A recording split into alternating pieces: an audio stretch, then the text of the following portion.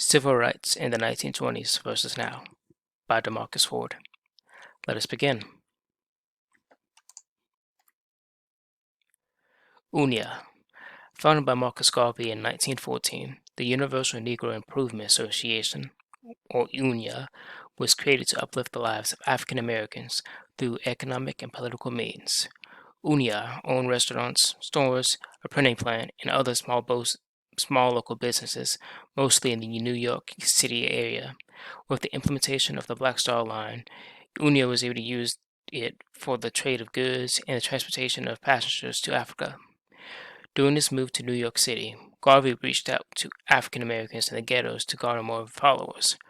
Garvey also held mass meetings in praise to increase the public awareness of UNIA's goals. Garvey's recruitment strategy ended up being a success, garnering the UNIA 1 million followers, members.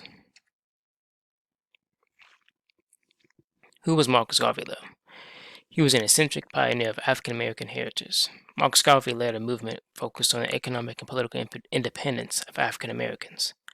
By creating the Universal Negro Improvement Association, also known as UNIA, as we discussed before, he was able to found the Black Star Shipping Company and spearhead plans to help African Americans to move to Africa.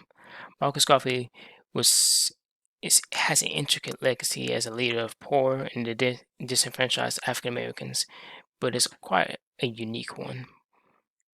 Because what Marcus Garvey considered himself was a radical black nationalist. And one of my favorite points about Marcus Garvey or his get up and some of his quotes I have here on screen. One being, men who are earnest are not afraid of consequences, and a people without the knowledge of their past history, origin, and culture is like a tree without roots.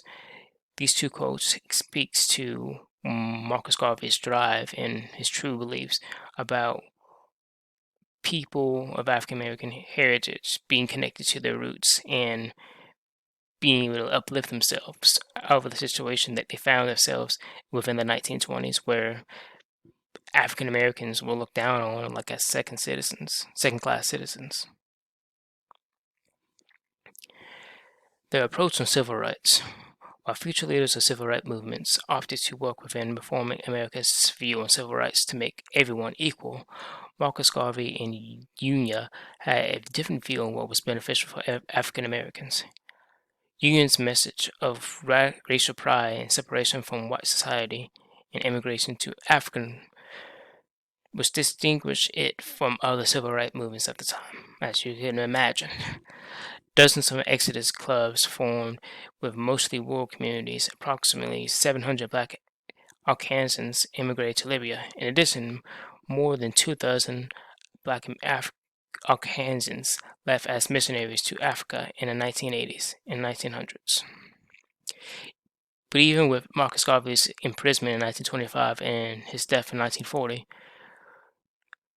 a follower turned vice president, William Levon Cyril, formed a reconstituted version of UNIA, became the president, and carried on the organization's motto: one God, one aim, one destination.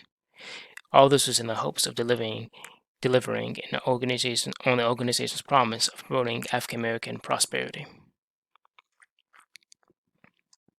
And next, we have our future civil rights leaders. They were just as radical in their approach to change, but they were a little bit less black nationalists. On our left, we have Coretta Scott King. She was a compassionate humanitarian who acted as an essential moderator for minorities such as African Americans by going above and beyond to fight for ideals of equality. Coretta, on her mission for amelioration of societal civil liberties, represented causes such as the Women's Strike for Peace and a nuclear disarmament conference in Geneva in 1962, and she also championed causes such as same-sex marriage and war peace. And on our right, we have John Lewis. He was headstrong and pugnacious. He also was an important leader and activist in the fight for civil rights for African Americans. One of many positions Lewis held in his fight against segregation within the U.S. was the title of chairman of the Student Nonviolent Coordinating Committee, SNTT from 1963 to 1966. Lewis was also considered one of the Big Six leaders of groups who organized the 1963 March on Washington. Both of these leaders within the African American community took their own route of trying to figure out what was best for African Americans versus what we've seen with black nationalists such as Marcus Garvey and the UNIA. Which leads me to my last question for y'all. Do you think that Marcus Garvey and UNIA's method to obtain civil rights was effective in their messaging and deployment? And with that, I want to thank you for watching my presentation. Hope you have a good day. Bye.